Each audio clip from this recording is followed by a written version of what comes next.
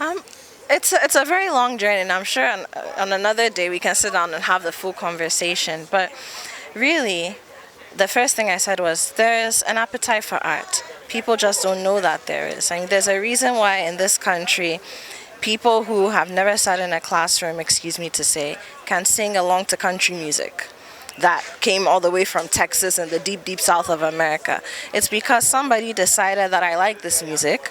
I'm going to play it on radio from the mid 90s and beyond. People listened to it and they developed an appetite for it.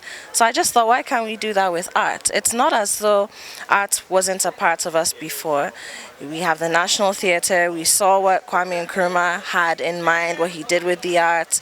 We've seen the generations. I'm a poet, so I always go to the sages here. Ama Ata Aidoo, Attuquaye Okai, Awunor, Kofi Anido, all these people, if for Sutherland, there's a reason why they're huge in our history, because they were artists, and they were artists who understood their craft and elevated it. So their craft didn't just live in artsy spaces, it lived amongst the elite as well, and there was no reason not to engage them in national discourse for development. Personally, I was teaching full-time before I entered the media. And I said, okay, one day, one of my students asked me in a literature class, oh, Mr. Ashong, all the things they're saying about poetry are great, but the things we are learning, how can we make money? And I thought, oh my goodness, that's a good question. I don't have an answer. So I started getting deeper and deeper into my practice. For 2 years, I wasn't working in formal sector, just getting deeper and deeper into the art space, understanding the Ghanaian art scene. And then I said, well, now we need an outlet. And that's how I ended up in media. And it's not been easy. I mean, at the time when I joined my media organization, it was unheard of to have a poet on the same bill as a big ticket musician. Now you can't help but think about it. It comes naturally. But it's been consistency and just getting people to understand that art has its own role to play. All the different facets of art have their role to play. We like to watch television, but there's something for the visual artist in totality, be it a painter, the photographer, all the writers, all those people who paint pictures in different ways play a part in that. How have I done that? Just really pulling other artists along and getting them to understand that there is a way and we have to pave it.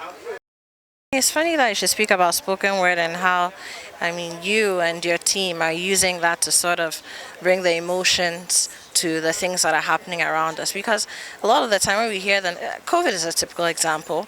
At a point, it's just numbers and statistics, forgetting that each of those numbers represented either a human life lost or a family that was battling because of the repercussions that the pandemic had brought.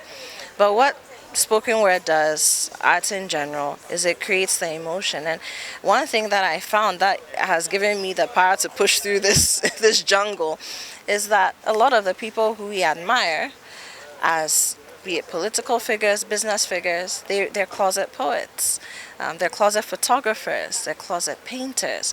So what is it about them that connects them to art, and what is it about art that they feel they need to ground them, to keep them doing what they're doing as business moguls or whatever it is? There must be something there. And if we as artists don't realize that, then that's a shame. Recently, I've been doing a lot of research about this concept of verse journalism. So I just thought, you know what? We're not writing flowery poetry anymore.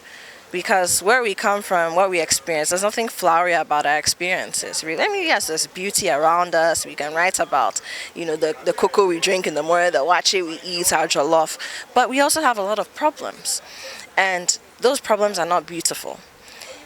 Now, you look at the way things are reported in the news, right? And then you ask yourself, how can you turn that into poetry? How can you turn that into art? And so I've been looking at this whole concept of verse journalism. A few people have toyed around with it. Nobody really in our setting, but I discovered through that people like Maya Angelou, of course, this year, 2022, marks exactly 60 years since she stepped foot on Ghanaian soil in 1962. And she came here as a journalist to come and document and report, of course, the decolonization of Africa. But we celebrate her for something like I Know Why the Cage Bird Sings, and a lot of that was birthed here. she never really disconnected the person she was as an administrator at the University of Ghana, as a journalist for New. She never disconnected herself from the artist, and we see that so many examples. Again, maybe this is a conversation for another day, but I look at situations like that, things like that, and then just try to see how we can apply it to present day.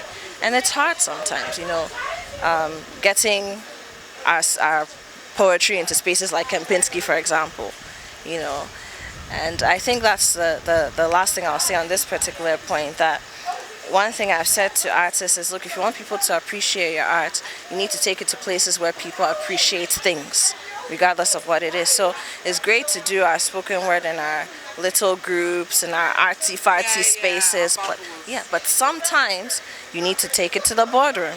Sometimes you need to take it to the gala. You need to take it to the red carpet.